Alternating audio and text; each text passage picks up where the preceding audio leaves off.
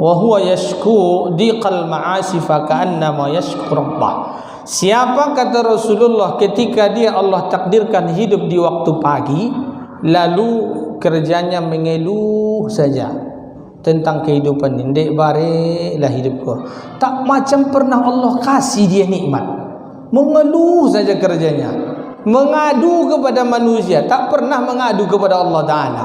Padahal Allah. Jadi begitu Bu ya, kalau kita permasalahan hidup banyak, maka adukan kepada Allah. Yakin, wa may yattaqillaha yaj'al lahu makhraja wa may yattaqillaha yaj'al lahu makhraja wa yarzuquhu min haitsu la yahtasib. Ini sering dibilang orang dengan ayat 1000. Bismillahirrahmanirrahim. Assalamualaikum warahmatullahi wabarakatuh.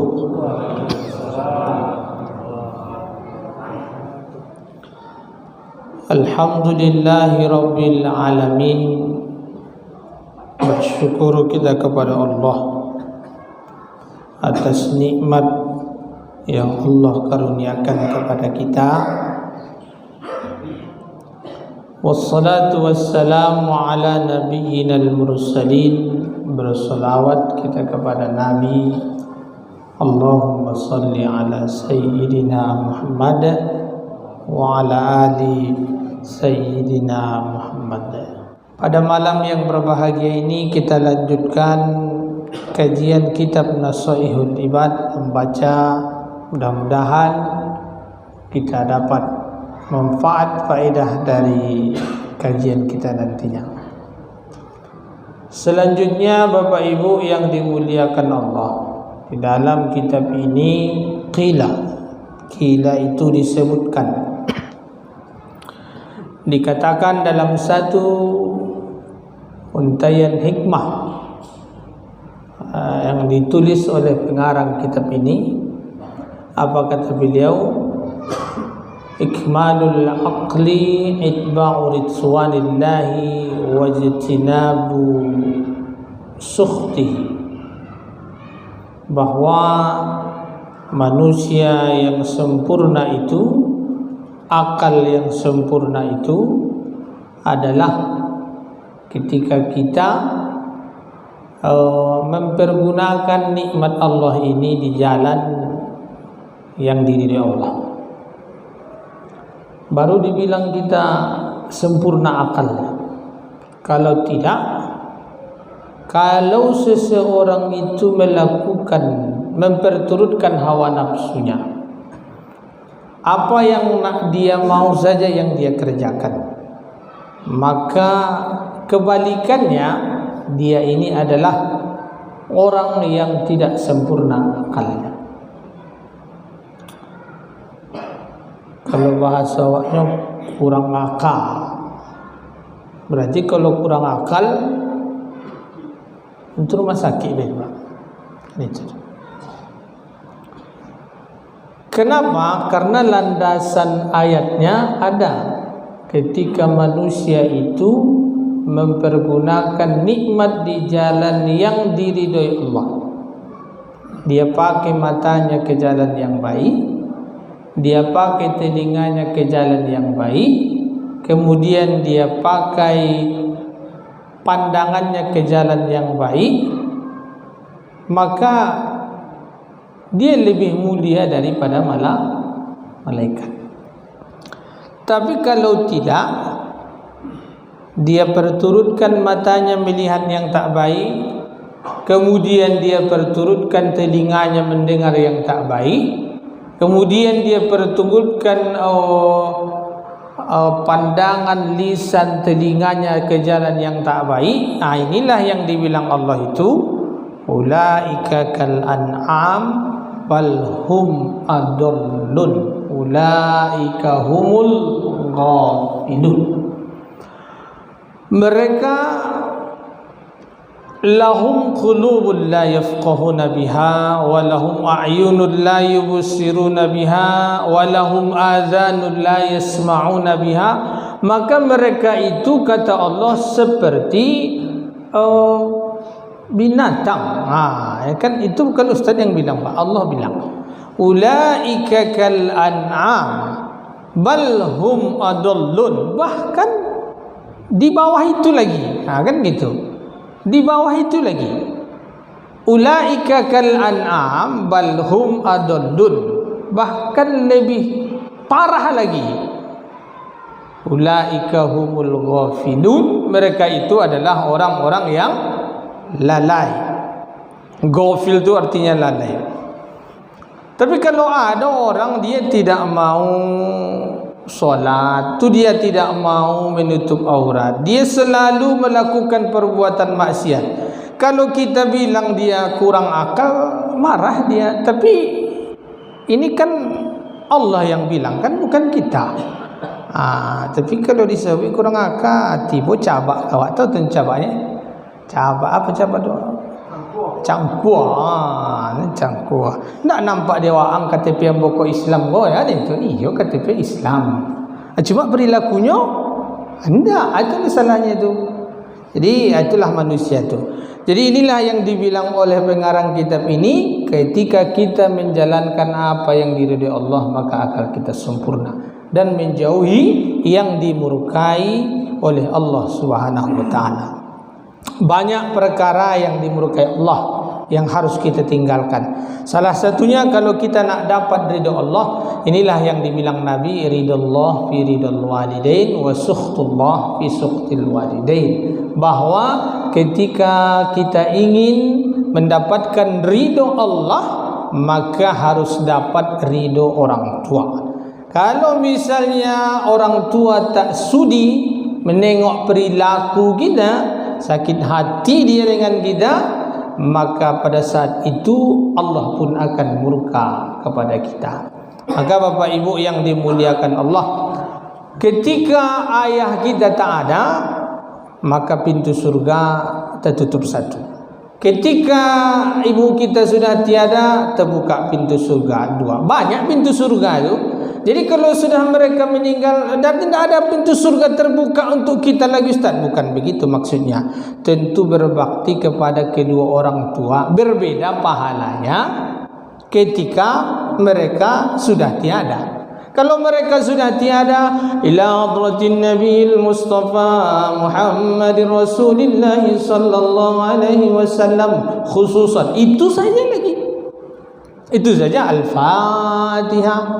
Tentu beda ketika mereka hidup, berbaktinya setelah mereka tiada. Maka salah satu bagian daripada yang disunnahkan oleh Nabi, menengok wajah orang tua. Kapan bisa kita tengok mereka? Tentu ketika mereka masih hidup. Kalau sudah mereka tiada, nengok foto, bukan nengok aslinya lagi.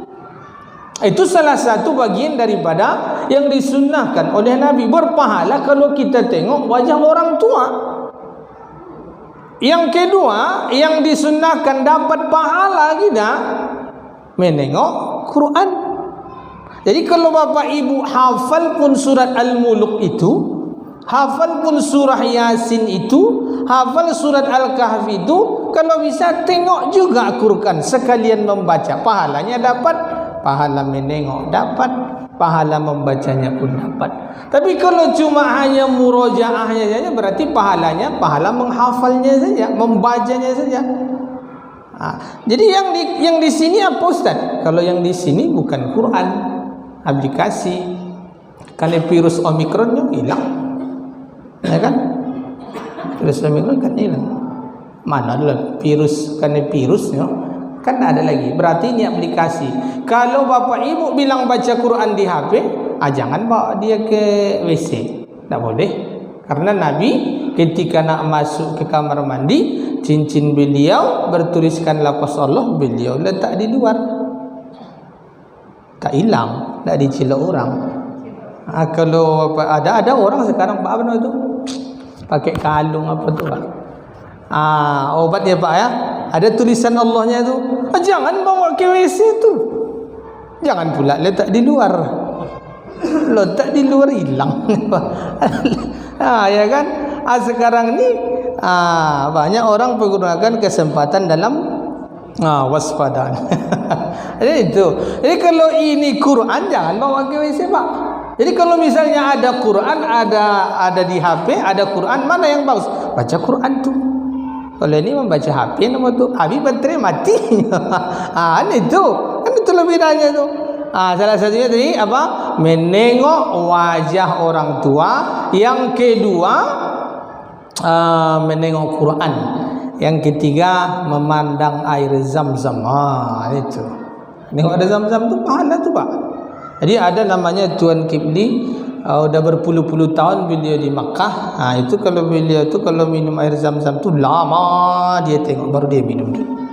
Kalau sikon dah ada itu air Zam-Zam apa tu imitasi air putih tapi ada Zam-Zam itu. Jadi begitu Pak ya. Selagi masih ada orang tua, begitulah berbaktilah, menengoknya saja. Dah jauh dia ustaz di kampung, video call lah. Video call dia. Jadi supaya dapat pahala tu. Tapi jangan ditengok saja Pak ya. Tanya apa selera dia. Itu kalau cuma nengok dapat pahala Pak, tentu sikit pahalanya kan. Macam mana sikitnya ustaz? Wallahu a'lam. Kan salah sangka pula kan. Awak ngantuk mendengar ceramah, menengok je ustaznya tengok. Asal tu ulang kampung ditengok. Pulang tak ada ninggalkan duit. Itu tak betul tu. Jadi begitu caranya ya. Jadi Bapak Ibu yang dimuliakan Allah, jadi kalau nak dapat ridha Allah, jadi kalau ada orang dia punya orang tua ya kan, dia punya orang tua, habis tu tak mau dia repot Pak, itu diteraknya panti asuhan itu durhaka, tak boleh Pak, tak boleh. Bapak Ibu yang berbahagia, kita lanjut. Ini yang pertama. Kemudian pada bait yang selanjutnya disebutkan apakah ini berdasarkan hadis Rasulullah. Ada dua khaslatani man kanata fihi katabahullahu syakiran sabiran wa man lam takuna fihi lam yaktubhu Allahu syakiran wala sabiran. Man nazara fi dinihi ila man huwa fawqahu faqtada bihi wa nazara fi dunyahu ila man huwa dunahu fahamidallahu ta'ala. Kata Rasulullah dalam kitab ini, ketika kita jemaah masjid Babu Salam ini, umat Nabi Muhammad ini, ada dalam dua kategori ini kata Rasulullah. Yang pertama, mungkin sudah pernah kita sampaikan, kalau masalah perkara akhirat yang tolak ukur dia adalah yang lebih hebat amal ibadahnya. Kemudian kalau masalah perkara dunia yang tolak ukur dia adalah yang lebih rendah kehidupan ekonominya. Jadi kalau ada orang hebat dia solat berjamaahnya, kemudian rajin dia ke masjid, rajin dia kalau ada di sini itikaf, rajin dia, itu harus tolak ukur kita. Itu yang harus jadi tolak ukurnya. Kenapa dia bisa, kenapa saya tidak? Itu harus tolak ukur kita. Jangan yang lebih parah lagi. Bapak tu aja umurnya sudah 40. Itu apa balik je itu kapan-kapan lah nanti. Tak boleh tu. Jadi kalau masalah akhirat tolak ukur kita yang lebih hebat amal ibadahnya. Bapak tu pergi kerja jam 6, pulang jam 6, tapi sanggup dia meluangkan waktunya datang ke masjid berjamaah. Kenapa saya berangkatnya jam 9, jam 3 lah balik, enggak jumpa ke masjid. Itu harus tolak ukur kita tu. Supaya apa? Kata Rasulullah, kalau seandainya kata Rasulullah yang masalah akhirat tolak ukur kita adalah orang yang lebih hebat amal ibadahnya, lalu masalah dunia itu yang lebih parah daripada kita, supaya kita tetap bersyukur. Lalu kata Rasulullah, kita ikuti langkah dia, maka kita akan termasuk orang-orang yang bersyukur dan bersabar. Apa Allah bilang dalam Al-Quran? Wa qalilum min ibadiyasy syakur. Dari sekian hamba Allah ini cuma sedikit kita yang pandai bersyukur. mudah-mudahan kitalah yang sedikit itu. Mudah-mudahan kitalah yang sedikit itu yang hadir masuk jumalam ko. Allah bilang wa qalil, sedikit, berarti banyak yang tak pandai bersyukur, banyak yang tak pandai berterima kasih. Bagaimana Allah nak kasih kepada kita yang terbaik, sementara dengan Allah kita main-main. Sedangkan dengan manusia saja, contoh Pak, saya ada hajat kepada ketua masjid, contoh lalu minjam duit, lalu datang saya ke Siham dan Nurmanam. Kalau saya ngomong dengan beliau, ini ada hajat saya nak minjam duit nih, lalu sambil cerita saya sibuk main HP, ada orang nelpon saya angkat, pasti dia tersinggung. Jangankan dikasihnya duit, disuruhnya kita pulang. Tak tahu tak namanya latih ngajak awak bercerita tapi entah ke mana-mana, sibuk dia main WA, pasti takkan dikasihnya. Dengan manusia saja begitu, apalagi dengan itu. Permintaan kita kepada Allah bukan main banyaknya Pak. Tapi kenapa kalau dengan Allah kita tidak tahan kita lama-lama? Ya kan? Padahal kita baca, padahal ketika kita solat itu kan kita sedang berdialog dengan Allah. Iyyaka na'budu wa iyyaka nasta'in. Kontan dijawab Allah. Li'abdi ma sa'ala. Kan hada baina abdi wa hada baini wa baina abdi. Ini antara aku dengan hambaku. Wa li'abdi ma sa'ala. Bagi hambaku ini apa yang nak dia minta, ku kasih, kata Allah. Tapi pertanyaan kita, kenapa sampai pada saat ini kita sudah banyak meminta kepada Allah, tapi tak Allah kasih? Bagaimana nak Allah kasih? Kita main-main. Kita bilang Allahu Akbar, tapi yang takana, yang lain-lain, mana kan Allah kasih tu? Jadi inilah kita harus perbaiki itu Bapak Ibu yang dimuliakan Allah.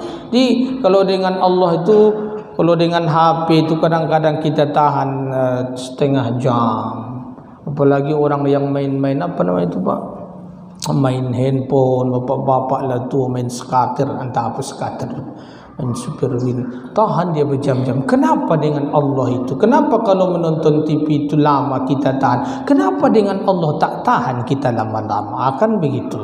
Jadi Bapak Ibu yang dimuliakan Allah, kalau kita ingin nak betul-betul berdialog khusyuk dengan Allah Ta'ala, maka hayati apa yang kita baca ketika sholat. Nah, inilah yang dibilang Rasul tadi, kalau seandainya kita ingin menjadi orang yang bersyukur dan bersabar, maka masalah akhirat itulah orang yang lebih hebat amal ibadahnya yang harus kita tengok.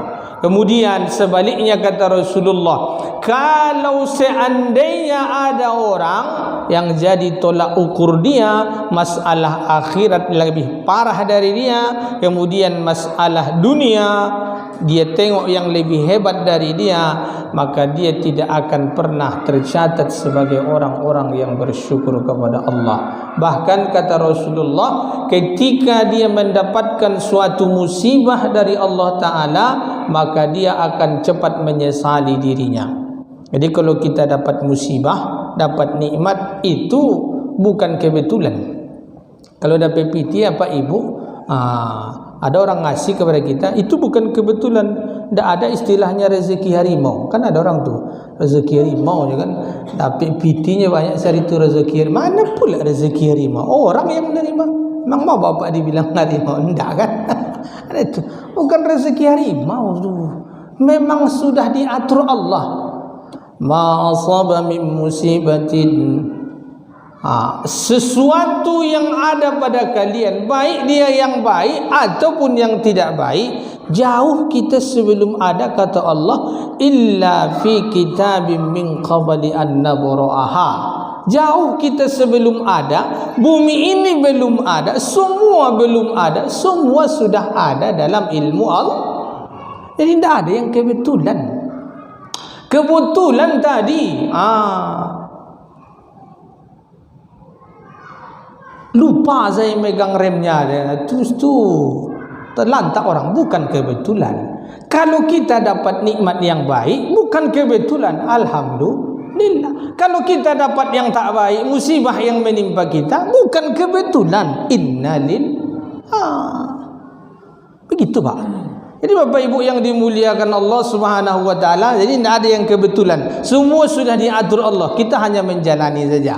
Jadi kalau kita dapat musibah, innalillah. Supaya kita, kalau kita dapat musibah, kalau kita sebut innalillah, tidak mengencela Allah taala, musibah akan berubah menjadi pahala, menjadi ibadah. Jadi kalau kita dapat nikmat, jangan pula kebetulan bilang. Kalau hilang kita kebetulan, itulah kadang-kadang orang tak mau berbagi. Jadi kalau kita dapat nikmat, bagi. Ini yang bilang Allah, wa amma bi ni'mati rabbika fahaddits. Kalau kalian punya nikmat, dapat nikmat kata Allah, ada cair proyek kalian, ceritakanlah. Naik gaji Bapak Ibu, ceritakan. Bukan diumumkan di sini, ceritakan tu bagi. Dapat THR 3 kali gaji, ceritakan. Bagi ke orang. Begitu cara menceritakannya itu. Dibagi-bagi dia supaya berkah. Supaya berkah. Karena dari apa yang kita miliki itu Pak, bukan punya awak seluruh Pak. Tak punya kita semua tu. Mana pula punya kita semua tu. Wa fi amwalikum haqqul lis-sa'ili wal mahrum. Di dalam harta kalian itu ada punya orang. Karena tak disalurkan ke punya orang itulah, maka setiap hari dapat penyakitnya kan. Penyakit diabetes lah, alun selesai diabetes lah timbul rematik lah, alun selesai rematik lah susah lo makan nasi lemak lah. Itu. Jadi Allah cabut. Kenapa? Tidak dia keluarkan hak orang. Ada punya orang miskin di situ.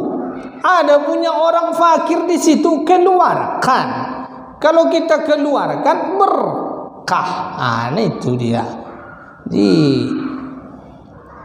bukan berarti orang yang punya kena penyakit diabetes rematik itu jangan pula salah tangkap ya. Inilah ini potong sama si Akbar. Ikut kacau Ustaz kemana? Tidak. Maksudnya banyak orang yang tak mau bersedekah, tak mau dia berimpak, tak mau dia berzakat. Allah punya cara sendiri untuk mengeluarkan, menghabisi harta itu. Allah punya cara. Kan tak bisa kita bermain-main dengan Allah. Wa makaru makarullah. Kan itu.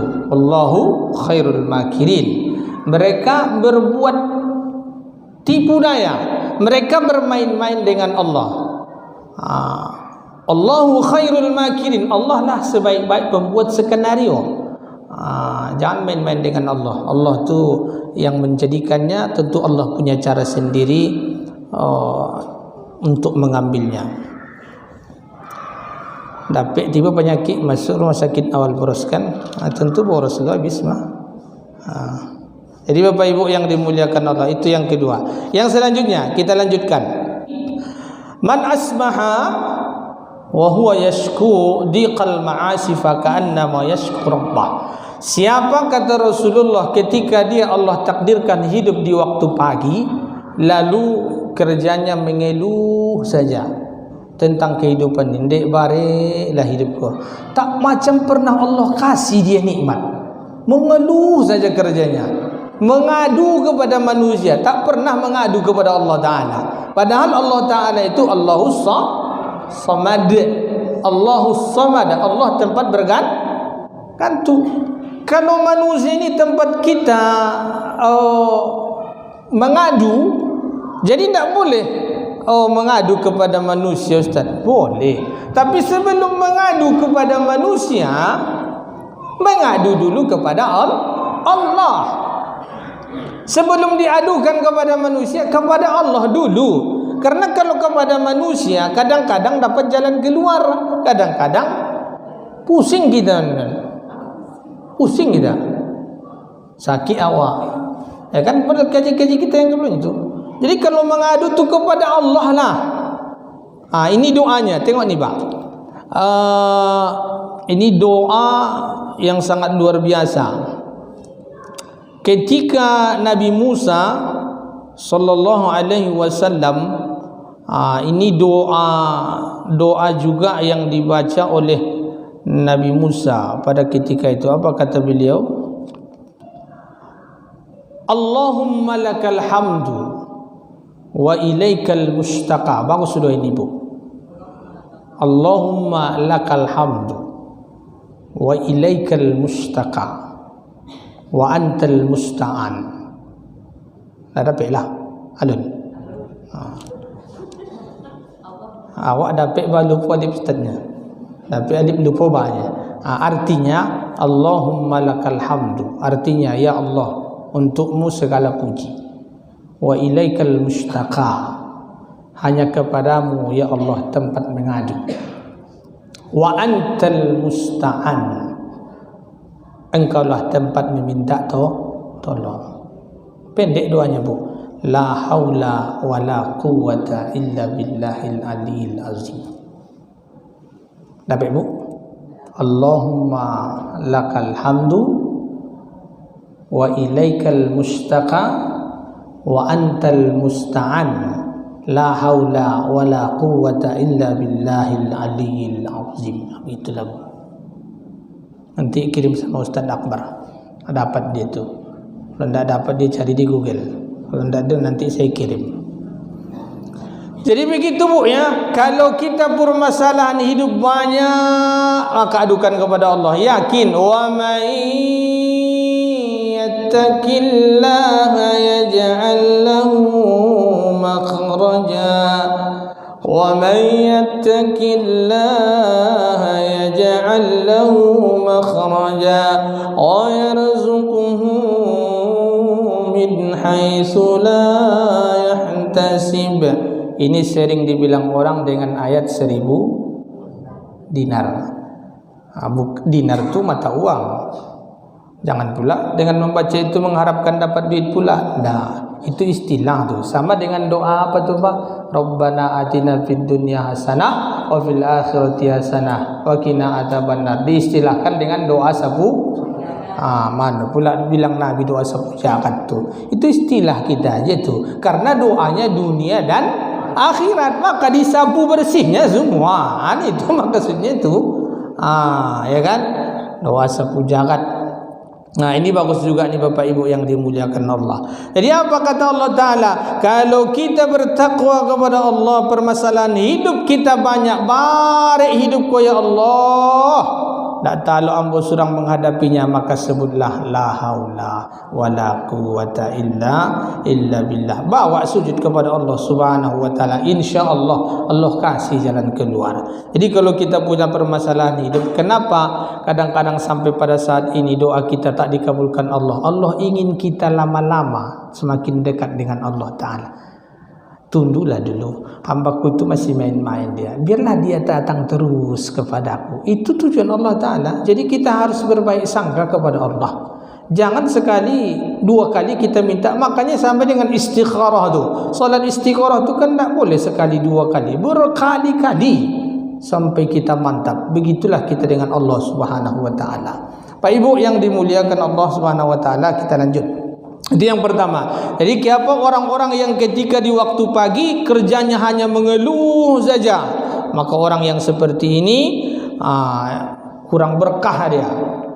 Tak bagus mengeluh saja kerjanya, macam tak pernah Allah kasih nikmat kepada dia. Kemudian apa lagi? Di dalam kitab ini juga dijelaskan, waman asbaha li umurid dunya hazinan faqad asbaha sakhitan ila Allah. Siapa yang ketika di waktu pagi yang dia pikirkan masalah dunia, dia khawatir masalah dunia ini, maka orang-orang yang seperti ini adalah dapat dimurkai oleh Allah Subhanahu wa Ta'ala. Jadi permasalahan dunia ini tidak usah terlalu dipikirkan. Ya, rezeki ini tak pernah tertukar Pak. Jangan khawatir. Sama dengan kita kalau punya kedai Pak, kalau masuk waktunya sholat tutup. Jangan khawatir lewat pelanggan kita itu Pak. Jangan khawatir. Kalau sudah Allah takdirkan itu punya kita, rezeki kita tak akan pernah tertukar. Rezeki tak pernah tertukar. Yang ada tertukar tu sinetron anak yang tertukar. Itu yang ada. Ya Pak kan? Mana ada pernah ceritanya rezeki tertukar? Enggak. Pernah nonton Bu? Saya pernah, enggak, bukan nonton. Iklan. Kan biasa tuh iklan. Jadi yang ada tertukar tuh anak. Bini yang tertukar ada enggak? Ada pula. Jadi rezeki tak ada yang tertukar. Yakin kepada Allah Ta'ala. Jadi masuk waktu solat, itu yang dibilang orang di mana tuh Pak? Di Temboro ya kan? Itu memang model kampung Arab. Masuk waktu solat dia ditutupnya. Tinggalkan semua. Memang mereka luar biasa. Kalau kita belum mampu, harus dimampukan Pak. Berapa lama lah kita menghadap dengan Allah tuh? Datang kita ke masjid, Allahu Akbar, Allahu Akbar, azan. Paling nanti 10 minit iqamah. Sesudah itu solat 5 menit. Paling lama lah kita solat di sini. Kalau zuhur lah, asar lah, paling lama 15 menit. Dah. Buka balik usaha tu. Tidak akan lari. Karena Allah punya cara sendiri. Tengok contohnya Pak. Tengok contohnya. Kalau bapak ibu punya kedai, kalau pernah rasakan, itulah buktinya tu. Kadang-kadang Pak, jualan di pasar Kodim. Kan begitu. Atau jualan di daerah sini. Kadang-kadang datang orang belanja, kita tanya, Bapak dari mana? Bukan orang masyarakat sekitar situ dia, bukan orang dekat Pak, orang yang jauh. Kok datang ke situ? Bukan kebetulan, Allah yang ngasih tahu. Ke sanalah pergi. Itu hambaku soleh tu. Hambaku yang rajin solat duha tu. Hambaku yang rajin pengajian itu. Hambaku yang rajin solat malam itu. Ke sanalah pergi. Inilah yang dibilang Allah tadi, wa yarzuquhu min haitsu la yahtasib. Allah kasih rezeki tidak disangka-sangka, tidak diduga-duga, tiba-tiba datang. Begitulah kalau kita datang kepada Allah Ta'ala, rezeki itu datang. Yakin dan percayalah Bapak Ibu yang dimuliakan Allah. Balik kita dari pengajian ni, berbunyi HP. Tengok rupanya SMS banking, masuk PT 1 juta. Tapi jangan pula buktikan nanti tidak ada masuk. Mana tahu, itu rezeki yang tiada terduga. Kan? Kalau kita dekat dengan Allah, Allah yang ngasih. Dari mana datang SMS banking itu? Bukan orang salah kirim. Bukan salah kirim. Allah yang ngirim. Allah yang ngirim. Ada kan masuk PT, dari mana tiba PT itu? Keluarga kita kan banyak. Saudara kita kan banyak. Ya, entah dari mana. Wallahu a'lam. Halal tu kalau masuk ke rekeningnya, halal tu. Kalau tiba orang menelpon, salah masuk adanya. Itu lain cerita Pak ya. Jadi itulah bagian dari min haitsu la yahtasib itu. Kalau yakin dengan Allah Ta'ala dah. Yakin dengan Allah Ta'ala. Ada satu cerita Pak. Seorang ulama Syekh Muhammad bin Abdul Wahab. Saya pesantren saya di Mustafawiyah Purbaparu. Satu alma mater dengan Ustaz Henry Tambusai. Beliau 3 tahun di atas saya. Jadi sebelum pesantren Mustafawiyah itu ada namanya pesantren Muaramais. Syekh Muhammad bin Abdul Wahab ni, kalau lalu tidak lupa saya namanya, itu nama beliau. Jadi pada saat itu beliau hanya punya beras lebih kurang 1 tekong. Tahu tekong? Kaleng susu. Lalu datang orang meminta beras. Assalamualaikum, waalaikumsalam. Yang buka pintu istri Syekh itu. Lalu datang yang tadi, saya mau minta beras. Lalu datang ibu tadi ke Syekh tadi, Syekh Muhammad bin Abdul Wahab, tak saya mewar, lupa saya namanya. Jadi apa kata istrinya kepada saya tadi? Ada orang minta sumbangan, minta beras. Dia tengok, kasihlah. Lalu kata istri Syekh tadi itu, tapi setekong lagi, tinggal lagi bang ada. Itulah perempuan tu. Ya kan? Kasihnya lah ada. Kata Syekh tadi itu. Keyakinan makom Syekh itu dengan istri tentu berbeda. Lalu apa kata Syekh tadi? Kasih ajalah. Lalu walaupun dengan berat hati istrinya ngasihnya, dia kasihlah beras yang setekong itu. Tak ada yang mau dimakan lagi. Setelah dikasih, pergi. Setelah pergi yang minta beras tadi, tak lama sesudah itu berhenti pula mobil, bawa beras 1 karung. 1 tekong Allah ganti dengan 1 karung. Tapi ikhlas karena Allah Ta'ala. Dan perlu pas sedekah besok tekong kan. Ikut tiba sekarung. Tidak tiba-tiba. Jangan harapkan itu. Ikhlas saja, Allah ganti. Allah bilang, masalul ladzina yunfikuna amwalahum fi sabilillah. Al-ayah. Perumpamaan orang-orang yang ngasih hartanya di jalan Allah, Allah ganti dengan yang berlipat ganda. Itu tadi tuh 1 tekong Allah ganti dengan 1 karung. Menengok itu tadi makin yakin istrinya. Ini yang Allah bilang tadi, "Wa may yattaqillaha yaj'al lahu makhraja wa yarzuquhu min haitsu la yahtasib." Karena Rasul juga bilang, siapa yang mempermudah urusan orang, Allah mudahkan urusannya. Siapa yang mempersusah urusan orang, Allah susahkan pula dia nanti. Jadi jangan diperbayar juga Pak ya. Ini kalau didengar para pejabat tuh, itu luar biasa tuh. Orang minta tanda tangan entah bilo-bilo baru dapat. Beletaan amplop warna putih itu isinya 5 warna merah tuh kan. Itu tidak boleh tuh. Capek tuh. Tidak boleh tuh Pak ya. Jadi kalau Bapak Ibu punya jabatan, Allah kasih permudah urusan orang supaya dipermudah Allah kita. Allah mudahkan kita nanti sampai mulai dari dunia sampai ke akhirat kelak. Itu caranya. Bapak Ibu yang berbahagia, yang dimuliakan Allah. Masih ada sedikit lagi. Ada yang kau bertanya enggak? Enggak. Ya paham ibu-ibu bapak siko satunya. Senang mengaji di Babus Salam. Kemudian kita lanjut Bapak Ibu yang dimuliakan Allah. Ada juga disebutkan dalam kitab ini apa bunyinya, man tawadha'a li ghaniyyin liginahu faqad dhahaba sulusa dini. Ini berbahaya nih Pak. Siapa yang mengagungkan seseorang tapi dia memuliakan, memuji seseorang bukan karena orang itu baik, bukan karena orang itu hebat dalam segi ilmu pengetahuan, tetapi dia memuji, mengagungkan seseorang karena kaya, karena berharta. Bapak dah memang hebat, bapak dah kan.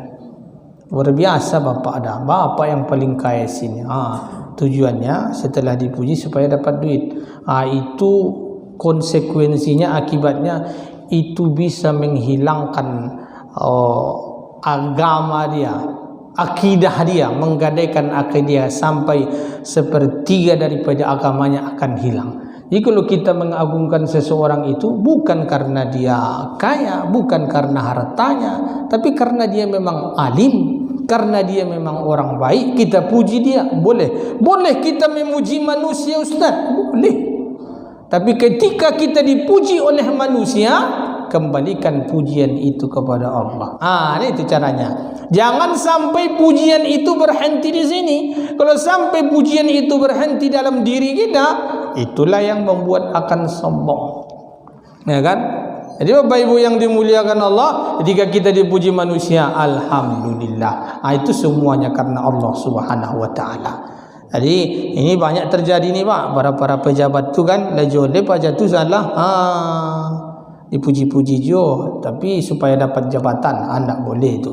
Jadi kita puji manusia memang pantas dia dipuji karena alim, karena dia baik dan segala macam lainnya. Bapak Ibu yang berbahagia, yang dimuliakan Allah Subhanahu wa taala, maka inilah sebagai tausiah kita dulu, mudah-mudahan bermanfaat. Mari kita perbaiki diri kita, terutama di bulan Rajab ini, karena bulan Rajab ini adalah bulan yang sangat dimuliakan Allah, termasuk bulan haram ya, bulan Zulqaidah, Zulhijjah, Muharram, kemudian Rajab. Perbanyaklah amal ibadah di bulan ini dengan doa yang dibaca imam tadi. Ya Allah, berkahi umur kami di bulan Rajab dan di bulan Sya'ban, sampaikan umur kami berjumpa dengan bulan Ramadan, karena tidak ada jaminan dari Allah apakah kita akan berjumpa dengan bulan Rajab tahun yang akan datang.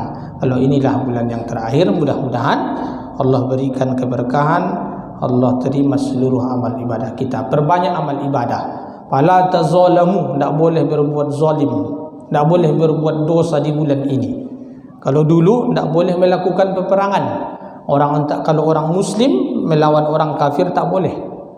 Kenapa? Karena itu bulan yang dihormati. Tapi kalau orang kafir duluan melawan orang muslim wajib melawan. Oleh Ibnu Katsir dalam tafsirnya, kan dah ada perang sekarang lagi. Iya, betul. Tapi kata Ibnu Katsir dalam tafsirnya, tak boleh kita melakukan dosa di bulan ini. Bukan berarti di bulan lain boleh. Tidak. Kalau siapa melakukan dosa di bulan ini, dosanya double. Jadi bukan beli nasi bungkus saja double, bang beli nasi bungkus double nasi. Bukan itu aja, dosa pun bisa double. Kebalikannya, siapa yang melakukan kebaikan di bulan ini, termasuklah datang ke pengajian, Allah doublekan pula pahalanya. Nah, datanglah ke sini Pak mengaji Pak. Ini lumayan banyak jemaahnya sini. Banyak jemaah pada tiang kan. Tiang satunya. Ada tempat saya ceramah Pak. Memang banyak tiang berjemaah Pak. Serius Pak. Kalau didengar ni besok YouTube ni ustaz ni macam-macam.